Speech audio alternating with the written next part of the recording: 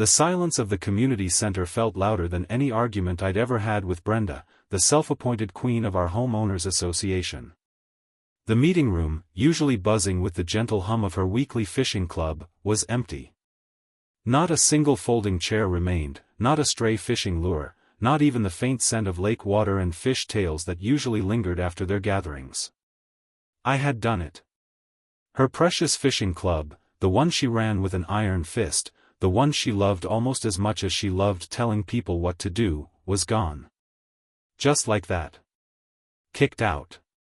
The thought sent a shiver down my spine, a mix of triumph and a cold, creeping fear. I knew Brenda wouldn't just let this go. The quiet would soon erupt into a storm of epic proportions, and I had a feeling this was just the beginning of a very, very long battle. But to truly understand how everything reached this wild point, how a boat became a war zone, and how a fishing club vanished into thin air, we need to rewind a bit. We need to go back to a time when life in our quiet suburban neighborhood, Eagle Creek, felt, well, normal. My name is Alex. I've lived in Eagle Creek for 5 years, and for most of that time, it was a perfectly pleasant place. Our houses were neat, our lawns were green, and the air often smelled of freshly cut grass and backyard barbecues. I bought my little fishing boat, the Serenity, 2 years ago. It wasn't a fancy yacht or a giant cruiser, just a humble, 16-foot vessel with a reliable motor and enough room for me and my fishing gear. It was my escape.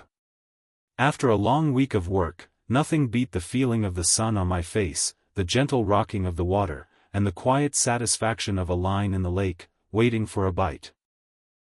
I kept the Serenity on a small trailer in my driveway, neatly tucked away to the side, always covered with a tarp to protect it from the elements. It was my pride and joy, a little piece of peace in my otherwise busy life. I treated that boat like it was a part of my family, washing it every weekend, making sure the engine purred like a happy cat, and always keeping it sparkling clean. It was more than just a boat, it was where I found calm, where I could think, and where I could simply be myself, away from all the rules and busyness of the world. Our neighborhood, Eagle Creek, was managed by an HOA, which stands for Homeowners Association. Think of it like a group of grown-ups who make rules to keep the neighborhood looking nice and working smoothly. They decide things like what color you can paint your house, how tall your grass can be, and where you can park your cars and, as I would soon find out, your boats. For the most part, the HOA was just a quiet background hum in our lives. We paid our dues, we got the occasional newsletter, and sometimes they'd host a community picnic. It was all pretty tame. That is, until Brenda became the head of the HOA's Architectural Review Committee. Brenda was a woman who took rules very, very seriously. She had a perfectly manicured lawn, not a single leaf out of place, and her house was always the first to get its holiday decorations up, perfectly straight and symmetrical. She had a way of looking at things, as if she could spot a rogue blade of grass from a mile away. When Brenda smiled, it was always polite, but her eyes held a spark that seemed to be constantly searching for something that wasn't quite right. The first time I really noticed Brenda's intense focus on rules was about 6 months after I got the Serenity. A crisp, white envelope appeared in my mailbox, not a bill or a flyer, but an official HOA letter. My stomach did a little flip-flop. I opened it to find a polite but firm notice about vehicle storage guidelines. It mentioned that boats, trailers, and recreational vehicles were not to be parked in driveways for extended periods. Now, I thought extended periods meant weeks or months, but the letter clarified it meant more than 48 hours. I usually took my boat out every other weekend, so it was always moving, or so I thought. The letter suggested I store it in my garage or a designated storage facility. My garage was already full of tools and bikes, and a storage facility cost money I didn't really have for a boat I used regularly. It seemed like such a small thing, my boat, neatly covered, not bothering anyone. I sighed, but I decided to try to be understanding. Maybe someone complained about another boat, and I was just caught in the crossfire. I wrote a polite email to the HOA, explaining how often I used the boat and how it was always covered. I even offered to move it to the very back of my driveway, almost out of sight from the street. I truly believed that if I was kind and explained my situation, they would understand.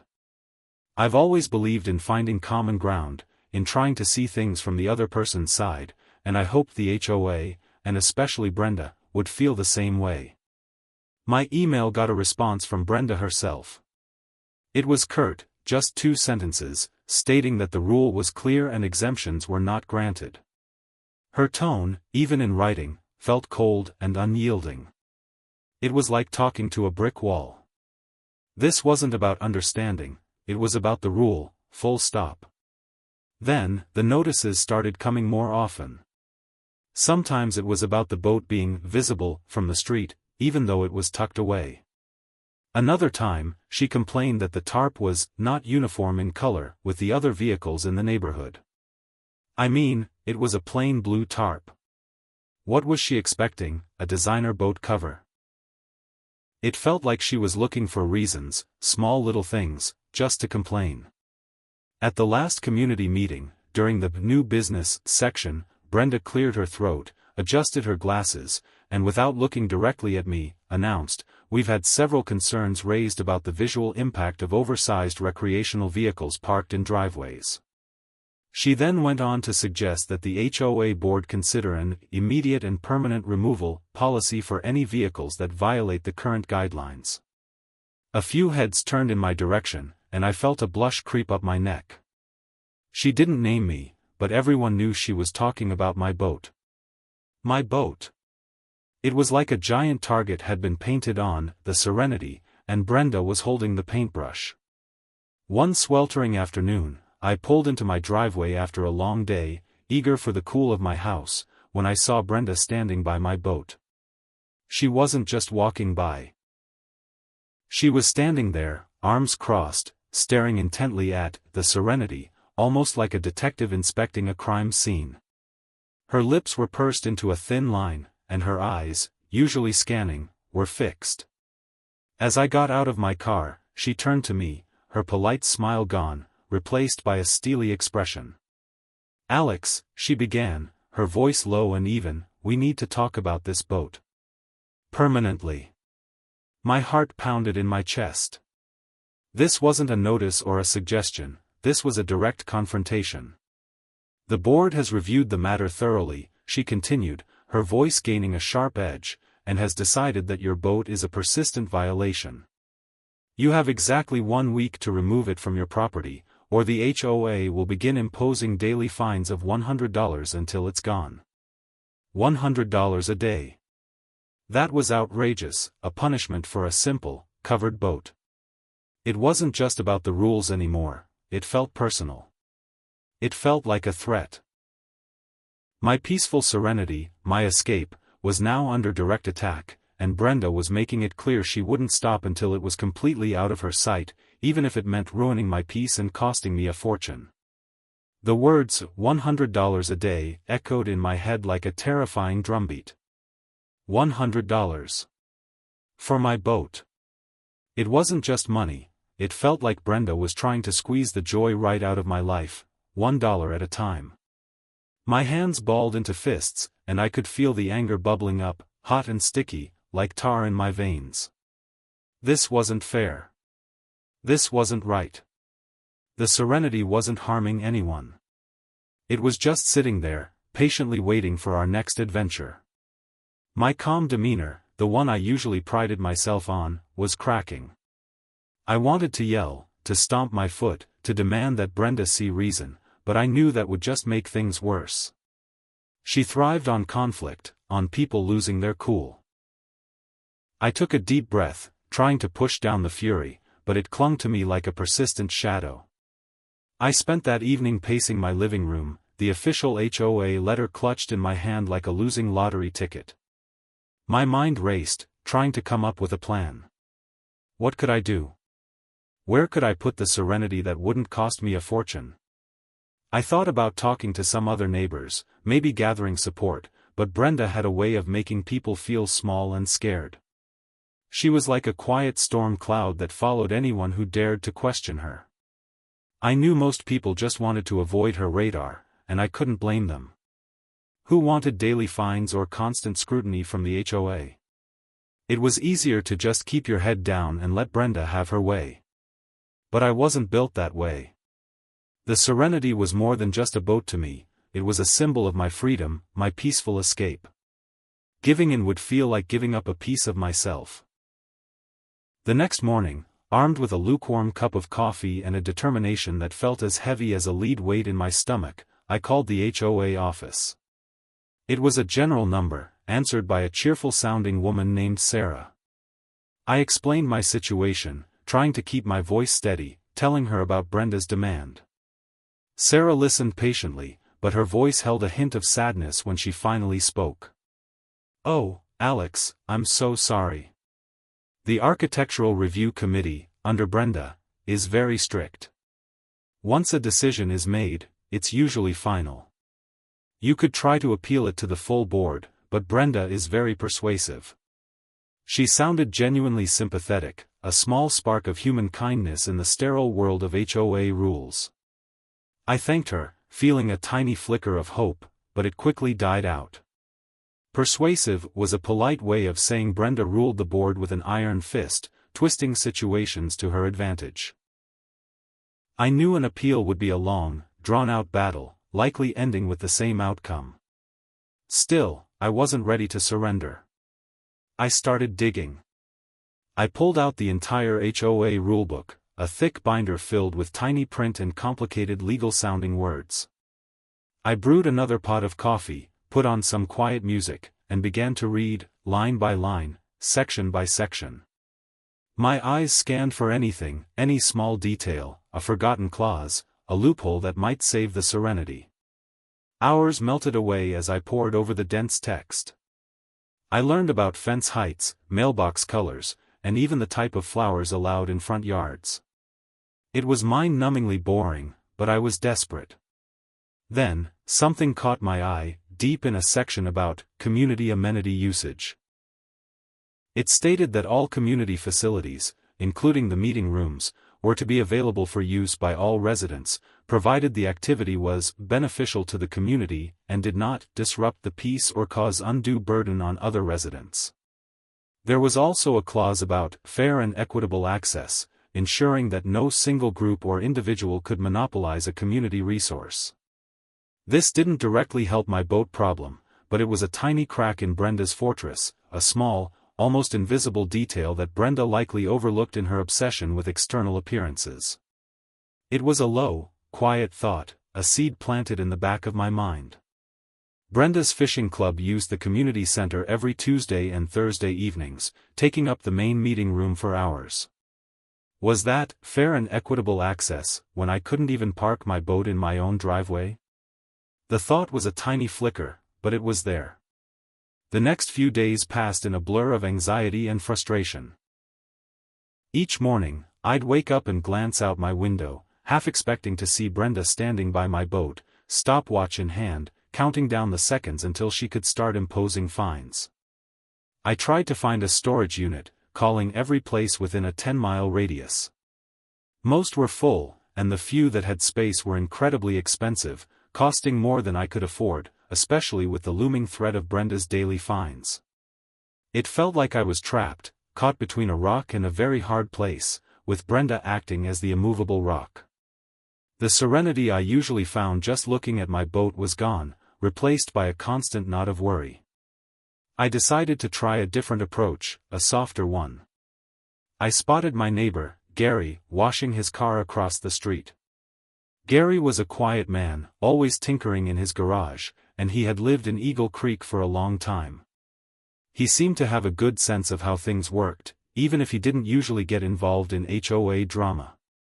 "Hey, Gary," I called out, walking over with a forced smile. "Beautiful day for a wash, huh?" We chatted for a bit about the weather and our gardens, and then I carefully steered the conversation towards the HOA. "You know, Gary," I said, trying to sound casual, "Brenda's really cracking down on the boat parking. Gotta notice myself." Seems a bit much, doesn't it? Gary paused, wiping suds from his rearview mirror. He slowly turned to me, his expression unreadable.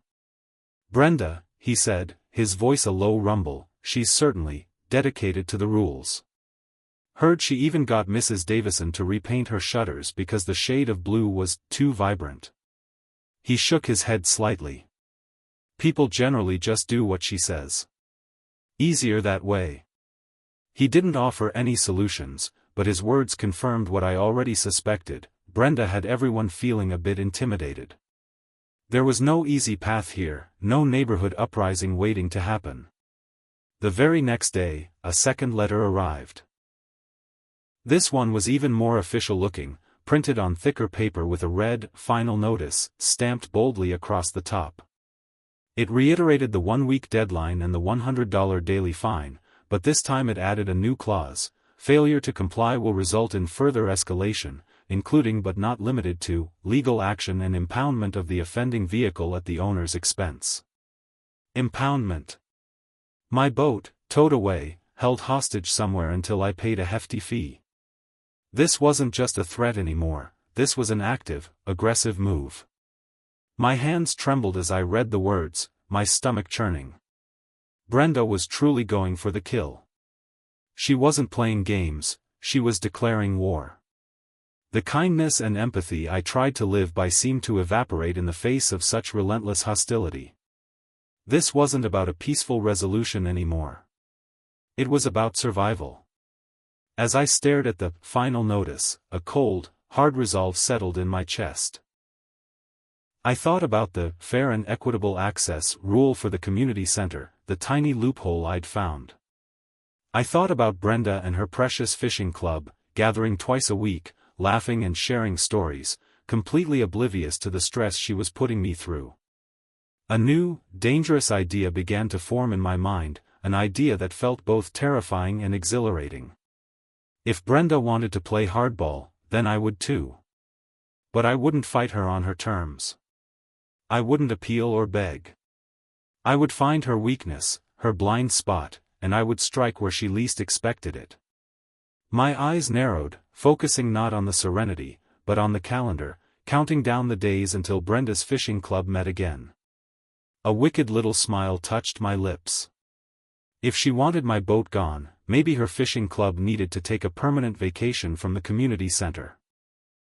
The day I decided to fight back was a Tuesday, the same day Brenda's fishing club held its afternoon meeting. The sun was shining, birds were singing, and in my hand, I held a carefully crafted letter, printed neatly and signed with a flourish. This wasn't a desperate plea, it was a formal request, dripping with polite formality, citing the very rulebook Brenda loved so much. I walked straight to the HOA office, my heart thumping like a drum. Sarah was at her desk, looking a little surprised to see me, especially with the determined look I probably had on my face. "Good morning, Sarah," I said, trying to sound as calm and cheerful as possible. "I have a formal request for the HOA board regarding the scheduling of community amenities." I handed her the letter. It wasn't addressed to Brenda directly, but to the Eagle Creek HOA Board of Directors, with a copy specifically marked for the Architectural Review Committee, which Brenda chaired. The letter politely, but firmly, requested that the community meeting room be made available to all residents on a fair and equitable basis, specifically noting the exclusive use by Brenda's fishing club on Tuesdays and Thursdays. It then asked for a review of the usage schedule and suggested that a lottery system or a shared calendar be implemented to ensure other community groups or individuals could book the space. I had even proposed forming a community room access committee to oversee it, just to make it sound official and reasonable. I made sure to use words like transparency, community spirit, and inclusive access, all things Brenda usually preached about, but never truly practiced. Sarah's eyes widened as she read the letter. Her gaze flickered from the paper to me, then back to the paper. She clearly understood what I was doing, but her professionalism held firm. I will make sure this is distributed to the board, Alex, she said, her voice a little softer than usual. And to Brenda, of course. I thanked her, gave a tight nod, and walked out, feeling a strange mix of fear and exhilaration. I had thrown the first punch, not with anger, but with rules. Brenda, the queen of rules, was now facing a rule-based challenge to her own little kingdom. I pictured her face when she read it, her perfectly arched eyebrows furrowing, her lips pursing even tighter than usual. I knew it wouldn't be long before the calm before her storm broke. I went home, and for the first time in days, the Serenity in my driveway didn't feel like a burden, but a battle flag. The waiting began, and every passing hour felt like a minute. The immediate aftermath was a strange, unsettling quiet. The expected roar from Brenda didn't come right away, not openly, at least. Instead, there was a palpable tension in the air around Eagle Creek, like a heavy blanket draped over everything. When I saw neighbors, their smiles seemed a little strained, their waves a little quicker. I wondered if Brenda had already started her whispers, her subtle attempts to turn people against me. I even overheard bits of conversation near the community mailbox, hushed tones, quick glances my way. It was a weird feeling, knowing that I had ruffled feathers, knowing that Brenda was probably working behind the scenes, pulling strings, gathering her forces. I tried to go about my usual routine, watering the lawn, going for a run, even washing the Serenity with extra care, making it gleam under the sun. It was a way to show that I wasn't backing down, that my boat was still there, defying her. But this quiet wasn't peaceful, it was the kind of quiet that happens just before a lightning strike. Brenda's fishing club still met on Tuesday. As I drove by the community center that evening, I saw the usual cars, the familiar faces. Brenda's car, a pristine black SUV, was parked right at the front. The lights were on inside the meeting room, and I could just make out shapes moving around. They were still there, still holding court. My letter had clearly landed, but it hadn't stopped them. Yet. I felt a tiny prickle of doubt. Had I miscalculated? Was my plan too subtle, too rule-bound for Brenda, who seemed to operate on pure will? Maybe she was just ignoring it, dismissing it as a nuisance, thinking I'd eventually give up. That thought made my stomach clench. I had to remind myself that my letter had gone to the entire board, not just Brenda. The wheels of bureaucracy turn slowly, especially when someone is trying to gum them up. A few days later, a cryptic email landed in my inbox. It was from the HOA, but this time, it wasn't a notice about my boat. It was an announcement for an emergency community meeting to be held the following Monday evening. The subject line read, "Urgent discussion regarding community harmony and resource allocation." My heart leaped into my throat. Community harmony? Resource allocation? Those were the exact words I had used in my letter, twisted and turned into something ominous. The email didn't say what exactly would be discussed, but I knew. This was it. Brenda's counterattack. She wasn't ignoring me, she was gearing up for a public showdown. I arrived at the community center on Monday evening with a pit in my stomach, but also a strange sense of readiness. The room was packed, far more crowded than any regular HOA meeting. Neighbors I rarely saw were there, their faces a mix of curiosity and concern. Brenda was already at the front, sitting at a table with the rest of the HOA board members. She wore a perfectly tailored blazer, and her hair was pulled back in a severe bun. She looked like a general preparing for battle. As I walked in, her eyes met mine across the room. There was no polite smile this time, just a cold, unwavering stare that sent a shiver down my spine. It was a stare that promised trouble. The meeting started, and after a few polite pleasantries from the HOA president, Brenda cleared her throat. She stood up, adjusting her microphone, and began to speak. Her voice, usually sharp, was now slow and measured, almost mournful. "My fellow residents," she began, "it is with a heavy heart that I bring before you a matter of great concern, a matter that threatens the very fabric of our community spirit."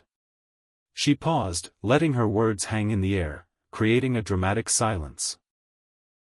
I could feel all eyes turning towards me. Recently, she continued, her voice gaining a touch of indignation, certain individuals have sought to disrupt the peaceful enjoyment of our community facilities, specifically targeting long-standing and cherished community groups, such as the Eagle Creek Fishing Club. She looked directly at me then, her gaze unwavering, a clear accusation in her eyes. These actions, she declared, her voice rising slightly, not only threaten the activities of our beloved clubs, but they also sow discord and resentment among us.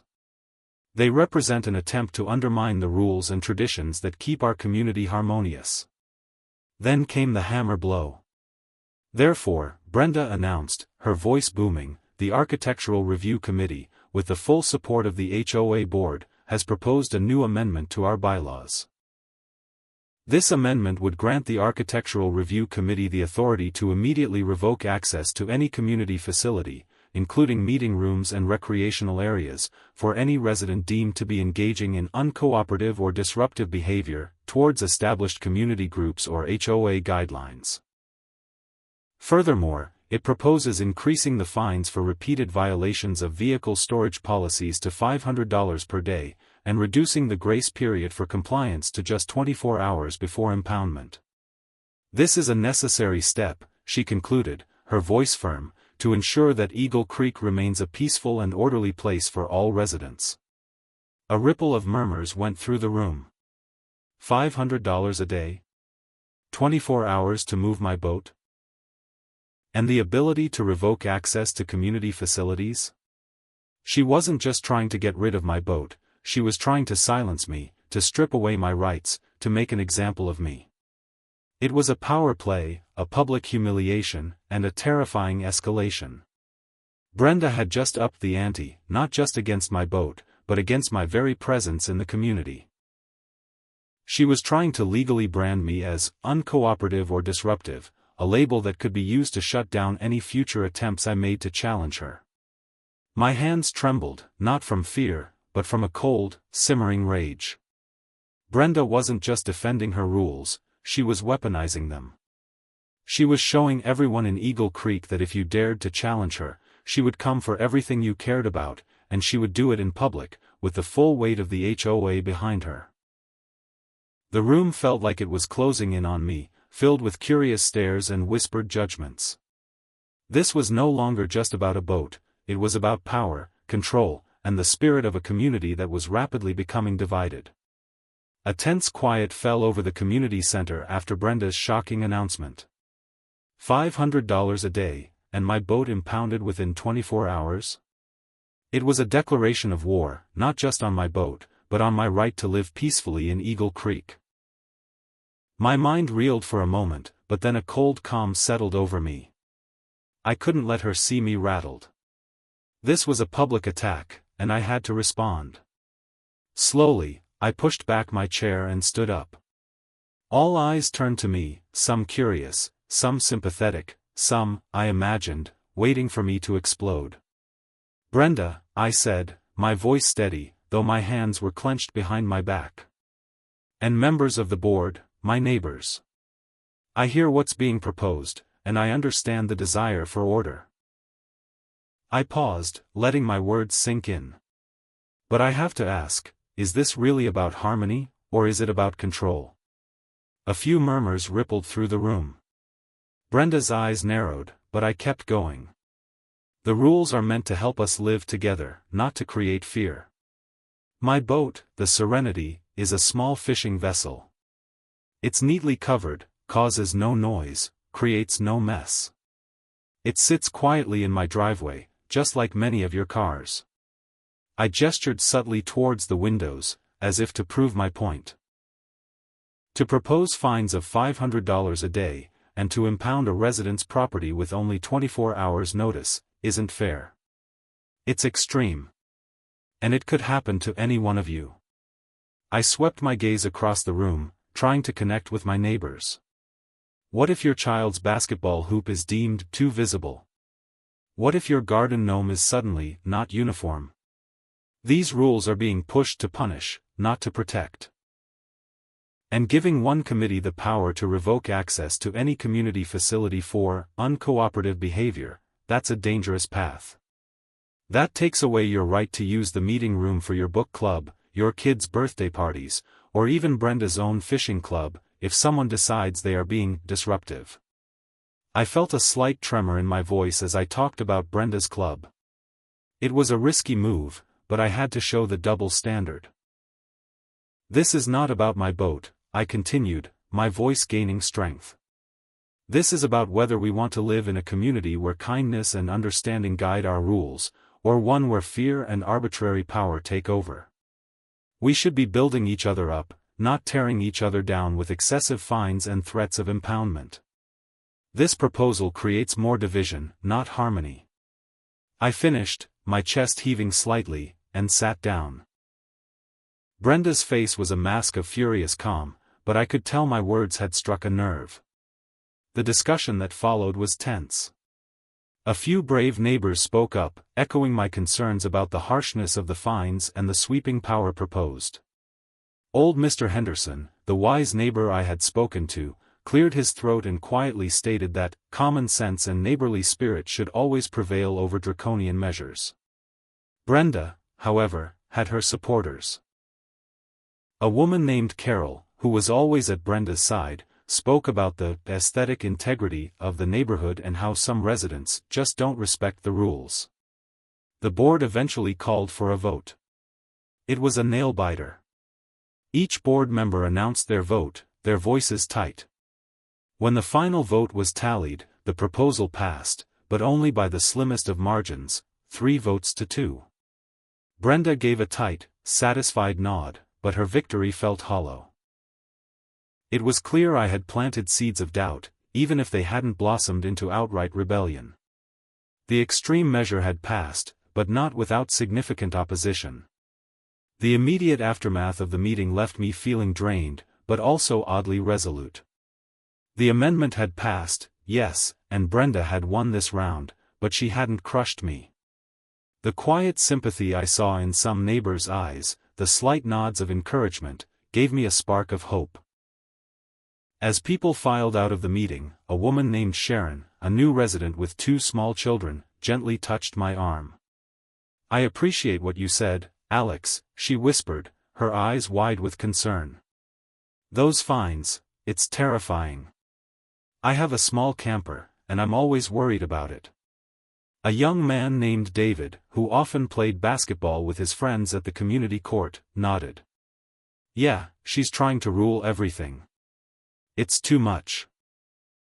These small moments, these quiet acts of solidarity, were like little lights in the looming darkness Brenda had created. They reminded me that I wasn't alone, and that this wasn't just about my boat anymore. It was about standing up for everyone who felt pushed around by Brenda's rigid rules. I spent the next few days not just worrying about my boat, but thinking about what Brenda truly wanted. She wanted control, absolute power. And she hated anything that didn't fit into her perfectly ordered world. My boat, a symbol of freedom and individuality, was a direct challenge to her neat little box. I realized that fighting her head-on with rules was part of it, but understanding her motivations was key. I also started observing the community center more closely, especially on the days Brenda's fishing club met. I noticed how they took up the entire main room for hours, sometimes leaving late, making it difficult for other residents to book the space later that evening. I saw parents with disappointed kids trying to access the room for a birthday party, only to find it locked up because the fishing club had just finished and Brenda was locking up behind them. I started keeping a log, noting down times, observations, and how Brenda seemed to treat the community center as her own private clubhouse. This wasn't about catching them doing something wrong, but about collecting evidence of a pattern, of their exclusive use not being fair and equitable. My resolve hardened. Kindness and empathy were important, yes, but Brenda clearly understood only one language: power. And I was learning to speak it, too. I knew what I had to do next, and it involved using the very same fair and equitable access rule that I had cited in my original letter. I wasn't going to let Brenda impound my boat without a fight, and my counter-move would hit her where it hurt the most, her beloved fishing club. I knew the new amendment gave Brenda a lot of power, but it also painted a clear target on my back. I couldn't wait for her to act. I had to make my move first. The very next morning, as I was finishing my coffee, I saw it. A large, yellow envelope stuffed into my mailbox, thicker than any HOA notice I'd received before. My heart leaped into my throat. The words, "Final Notice, Immediate Compliance Required," screamed from the front. My hands trembled as I tore it open. Inside, a new, horrifying letter from Brenda, dated today. It stated that due to my continued non-compliance and disruptive behavior at the recent community meeting, my boat was now subject to immediate impoundment. The letter informed me that a tow truck had been scheduled for tomorrow morning at 8 a.m. sharp. Attached was a formal impoundment order, listing exorbitant towing and storage fees, and an even higher fine if I tried to prevent it. My stomach dropped. Tomorrow morning. 8 a.m. Brenda wasn't waiting. She was coming for the Serenity, and she was moving fast. This was her ultimate move to get rid of my boat once and for all, designed to leave me no time to react, no room to breathe. I had less than 24 hours to save my boat. The chilling words, "tomorrow morning at 8 a.m., tattooed themselves onto my brain. My boat, the Serenity, impounded. Forever gone from my driveway, held for ransom by Brenda and her iron-fisted rules. Panic clawed at my throat for a fleeting moment, but then, a surge of adrenaline, cold and fierce, washed through me. This wasn't just about money, it was about dignity, about standing my ground against a bully who used rules like weapons. I glanced at the clock, 3 p.m. Not much time. My eyes scanned the impoundment notice, then darted to my carefully kept log of Brenda's fishing club meetings. Today was Tuesday. They met at the community center. A wild, desperate idea sparked in my mind, a plan I had hoped never to use, but Brenda had left me no choice. I grabbed my laptop, my hands moving with frantic purpose. I typed a new, even stronger letter to the HOA board, marking it urgent, immediate attention required. In it, I detailed the impoundment threat, calling it a malicious and excessive action given my consistent attempts to comply and communicate. Then, I leveraged the very rules Brenda had pushed through. I accused the Eagle Creek Fishing Club of persistent monopolization of the community meeting room, citing Brenda's own words about fair and equitable access and disruptive behavior. I argued that their exclusive, unyielding claim on prime meeting times, which prevented other residents from using the space, was the true, disruptive behavior that harmed community harmony. I demanded an emergency board meeting be held immediately to resolve this conflict before my boat was unjustly seized, or I would consider the community center's access rules to be in violation of their own bylaws, and would pursue all legal avenues available. As a temporary measure, I insisted that all community center reservations, including Brenda's fishing club, be frozen until a fair resolution was reached, to ensure no group could continue to monopolize the space. I didn't wait for an email response. I printed the letter, grabbed my car keys, and sped to the HOA office. When I burst through the door, Sarah looked up, startled. "Alex? What is it?" she asked, her eyes wide. My voice was firm, leaving no room for argument. "Sarah, I need to see a board member. Right now. Or I need you to immediately suspend all community center bookings, starting with Brenda's fishing club, until the board can convene." I slapped the letter onto her desk. "Brenda is trying to impound my boat tomorrow morning. She's pushing new, excessive rules, and at the same time, her club is monopolizing a community resource. This is a direct violation of the fair and equitable access rule she herself championed. It's a crisis, Sarah, and I'm not leaving until action is taken." Sarah, usually so calm, looked genuinely alarmed. She read the letter quickly, her face paling. The threat of legal action and the direct challenge to Brenda's club seemed to hit home. She made a quick call, speaking in hushed tones to someone on the board.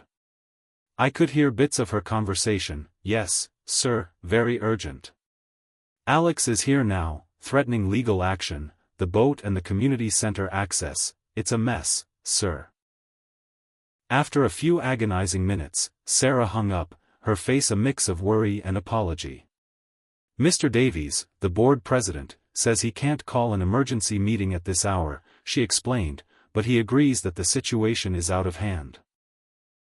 Given your formal complaint about facility access and the impending impoundment of your boat, he's authorized me to temporarily suspend all non-essential community center bookings effective immediately, including the Eagle Creek Fishing Club, until the board can meet and review all recent complaints and rule changes. He says this is to preserve community assets and ensure fairness while things are sorted out. My breath hitched. It wasn't the full victory yet, but it was enough. So, the fishing club meeting today? I asked, my voice barely a whisper. Sarah nodded grimly. It's cancelled. I have to put a notice on the door right now. I'll also send out an email to all members. A wave of relief, so powerful it almost buckled my knees, washed over me. I had done it. I had pushed back, using Brenda's own rules, and I had directly targeted her beloved fishing club. Thank you, Sarah, I managed to say, my voice raspy with emotion. I walked out of the office, the weight of the impoundment threat still looming, but now, new, defiant spark ignited inside me. I had just kicked out Brenda's fishing club. I drove slowly past the community center around 4:30 p.m., the usual time Brenda's club members started to arrive. My heart pounded with nervous excitement. As I approached, I saw Brenda's black SUV pulling into the parking lot. Behind her, a few other cars, filled with older ladies, members of her club. Brenda, in her usual crisp attire, got out, carrying a large tote bag that probably held her fishing club papers and snacks. But as she approached the main door, she stopped. Her movements, usually so confident, suddenly froze. She was staring at something taped to the glass. I pulled over, pretending to fiddle with my radio, watching her from a safe distance. Brenda squinted at the notice, then she pulled out her phone, probably calling Sarah, her face beginning to contort with confusion, then disbelief. The other club members joined her, craning their necks to read the official HOA notice that Sarah had dutifully taped to the door. I saw one woman point at a line on the paper, then look at Brenda with a questioning expression. Brenda's face was turning a shade of purple I hadn't seen before. Her jaw worked, her lips moving silently. She gestured wildly at the door, then at her club members, her perfectly coiffed hair seeming to bristle with growing rage. They started talking amongst themselves, confusion giving way to grumbling. The usual happy chatter of the fishing club was replaced by frustrated whispers and angry exclamations. I heard snippets of their complaints, cancelled. But why, and Brenda, what's going on? Brenda was trying to explain, her voice rising in agitated tones, but she clearly had no good answer. Her precious club, her little empire, was suddenly, publicly, shut down. Just like that. The satisfaction was sweet, but fleeting, because I knew what was coming next. This was a temporary ceasefire, a momentary disruption. Brenda would eventually figure out I was behind this, and her anger would be unimaginable. The next morning, I woke up before my alarm, the fear of the tow truck still a cold knot in my stomach. But as I glanced out my window, the Serenity was still there, untouched. My plan had worked. For now. I quickly moved my boat to a friend's backyard, a kind offer from a friend outside the HOA, just to be safe. It hurt to move it, to give Brenda even a tiny victory, but I knew I needed to buy myself time. The morning passed in a strange calm. I kept expecting a furious call, an email, or even Brenda herself banging on my door. But nothing came. It was too quiet, too still. This wasn't Brenda's style. She usually moved fast, like a pouncing tiger. This silence was more unsettling than any shout. I knew she was plotting, figuring out how to strike back, and it would be something truly awful. Later that afternoon, a flurry of emails from the HOA landed in my inbox. Not just one, but 5, each one more alarming than the last. The first was an emergency HOA board meeting notice, scheduled for that very evening, with a list of agenda items that made my blood run cold. Review of allegations of community disruption, formal complaint against resident Alex for misuse of HOA procedures, proposed sanctions for unruly behavior, and finally, vote on immediate revocation of community privileges for Alex. Revocation of community privileges. That meant no pool, no gym, no community park, no anything. But the worst part was the last email, an attachment of a legal document titled Cease and Desist Order. It was from an HOA lawyer, hired by Brenda, and it demanded I stop all harassment of the HOA and interfering with community operations, or face immediate legal action. And then, the final, extreme blow, a separate notice delivered to my door, not from the HOA, but from Brenda herself, filled with vile accusations, threatening to expose my disruptive tendencies to my employer, to my neighbors, and even to put up a public notice in the community center detailing my breaches of conduct. She was trying to ruin my life, not just get rid of my boat. This was no longer just about fines or rules, this was a scorched earth campaign, a direct, personal assault on my reputation, and Brenda was coming for everything I had. The cease and desist order and Brenda's threats to expose me to my employer and neighbors hit me like a physical blow. This wasn't about a boat anymore, this was a vicious, personal attack, designed to ruin my life. My initial shock quickly morphed into a cold, hard fury. Brenda had crossed a line, a very serious one. This wasn't HOA management, this was character assassination, a desperate attempt to silence me and maintain her iron grip on the neighborhood. I felt a surge of defiant energy, realizing that I couldn't just defend myself anymore. I had to go on the offensive, not with anger, but with precision. I would use her own tactics, her own rules, and her own love of control against her. I picked up the phone and called Gary first. His voice was grim when I explained the cease and desist order and the threats to my job. That's completely out of line, Alex, he muttered, sounding genuinely disturbed. Even for Brenda. I then called Sharon, whose voice had a tremor of fear when I told her. My camper, she whispered.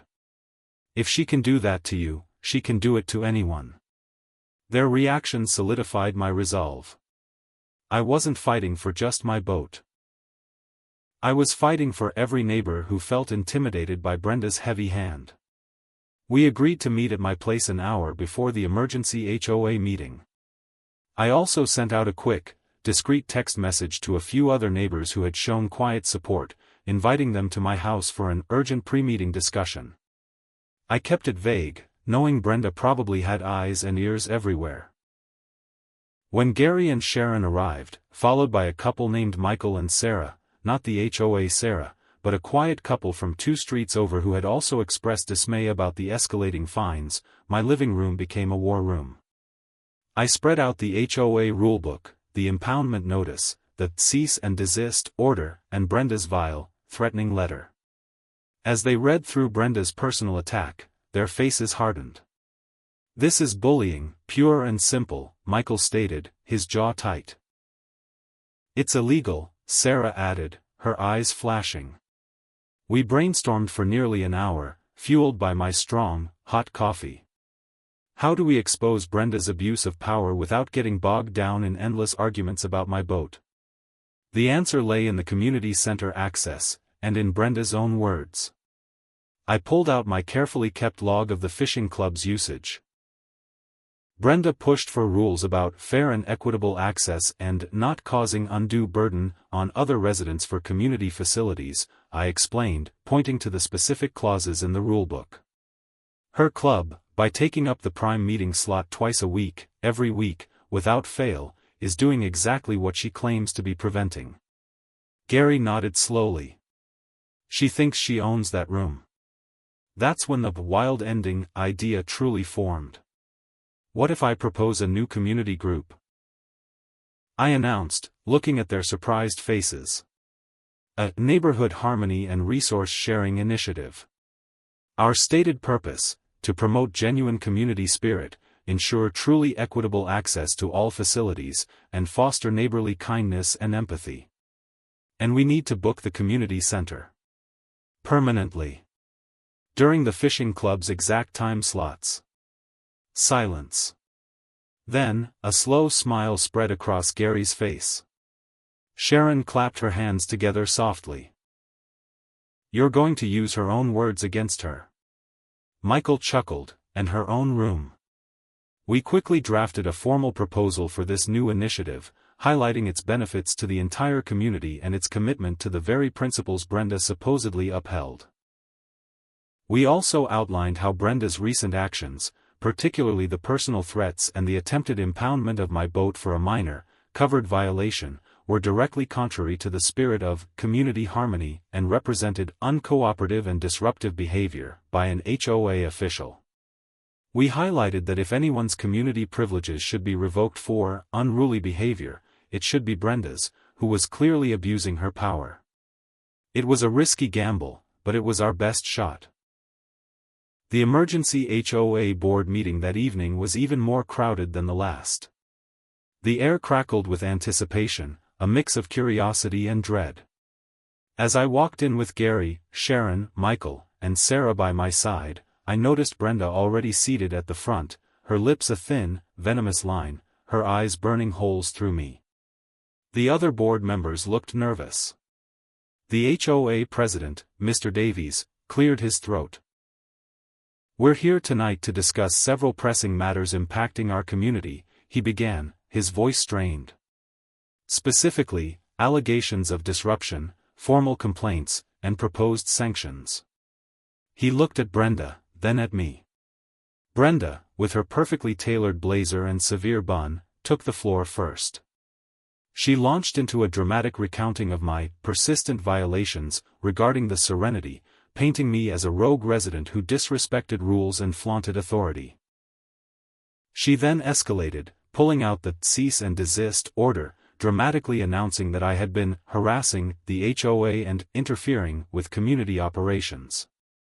And, she declared, her voice rising to a crescendo, he even attempted to disrupt the long-standing activities of our cherished Eagle Creek Fishing Club, causing undue distress to its members.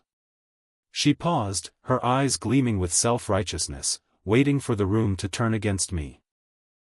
She ended by formally proposing the immediate revocation of all community privileges for resident Alex, and a vote to remove his boat permanently through impoundment, to restore order and harmony to our beloved Eagle Creek. The room buzzed with whispers. Then, it was my turn. I stood up, holding my new proposal, my voice calm and clear. Neighbors, board members, I began, Brenda has painted a picture of me as a disruptive force. But let's look at the actual facts, not just her accusations. I started by showing my original HOA notices about the Serenity, pointing out how diligently I had tried to communicate and comply. My boat, I stated, is a small, covered fishing vessel. It sits quietly. The proposed fines of $500 a day and immediate impoundment were extreme, disproportionate, and frankly, a clear act of personal malice. Then, I held up Brenda's threatening letter. This, I said, my voice cutting through the silence, is a letter from Brenda herself, threatening to expose me to my employer and spread rumors about me to my neighbors. This is not the action of an HOA official ensuring harmony, this is the action of someone abusing their power for a personal vendetta. A collective gasp went through the room. Brenda's face went from purple to a mottled red. And speaking of harmony, I continued, pressing my advantage, I refer to the very rules Brenda herself championed for community facilities, fair and equitable access and not causing undue burden. While Brenda's committee pushes for excessive fines on residents for minor issues, her own fishing club has, for years, monopolized the prime meeting times in this very community center, preventing other residents and groups from using it. I held up my proposal for the Neighborhood Harmony and Resource Sharing Initiative. To ensure true fairness and genuine community spirit, I propose that my new initiative, dedicated to promoting kindness, empathy, and equitable access for all residents, be granted regular access to this community center. And specifically, for consistency, we would like to begin by occupying the slots currently held by the Eagle Creek Fishing Club, until a truly fair and rotational system can be established for all groups. Brenda shot out of her chair, her face contorted in a mask of pure rage. This is ridiculous. This is a direct attack on my club. He's trying to ruin everything, she shrieked, pointing a trembling finger at me. He's disruptive. He's uncooperative. This is exactly what I said he would do. Her outburst was a chaotic explosion, validating every point I had just made about her unruly behavior. She was shouting, practically screaming, her voice cracking with fury. This is my club. My club. He wants to kick my club out because of his stupid boat. Her words hung in the air, a raw, uncontrolled display of her true nature. Mr. Davies, the HOA president, finally slammed his gavel. Brenda. Please. This is a formal meeting. But it was too late. Everyone had seen her true colors. The other board members, even Brenda's usual allies, looked uncomfortable, some even disgusted. My neighbors Gary, Sharon, Michael, and Sarah nodded almost imperceptibly, affirming my arguments. The board called for a vote on Brenda's proposed sanctions against me. The first vote was on revoking my community privileges. It failed, 2 votes for, 3 against. A collective sigh of relief filled the room. The second vote was on my proposal for the Neighborhood Harmony and Resource Sharing Initiative, to gain regular access to the community center. It passed, 3 votes for, 2 against. This meant my new initiative, focused on kindness and sharing, would take over the prime slots. Brenda's fishing club was, effectively, kicked out of their long-held, exclusive time. Finally, Mr. Davies cleared his throat, his gaze firm on Brenda. Given the evidence presented tonight, specifically the documented threats against a resident and the clear demonstration of uncooperative and disruptive behavior during this very meeting, the board must now consider Brenda's continued position on the Architectural Review Committee and the HOA board. Brenda's eyes widened, her mouth agape, but no sound came out. The final vote was swift. 3 votes for, 2 against. Brenda was removed from her committee and her position on the HOA board. A stunned silence filled the community center. Brenda, stripped of her power, her face a thundercloud of disbelief and rage, grabbed her tote bag. She stared at me for one long, venomous moment, her eyes promising eternal retribution. Then, without a word, she stormed out of the community center, the double doors swinging shut behind her with a definitive thud. The room erupted in a quiet murmur, then a wave of relief. My boat was safe, returned to my driveway later that week by my friend, the Serenity, once again a symbol of peace. Brenda's fishing club, unable to find a suitable new time slot and with their leader gone, slowly faded from existence. The silence in the community center meeting room on Tuesday afternoons, once filled with Brenda's club, became a reminder that kindness and fairness, even in the face of rigid rules, always win in the end. Eagle Creek began, slowly but surely, to truly find its harmony.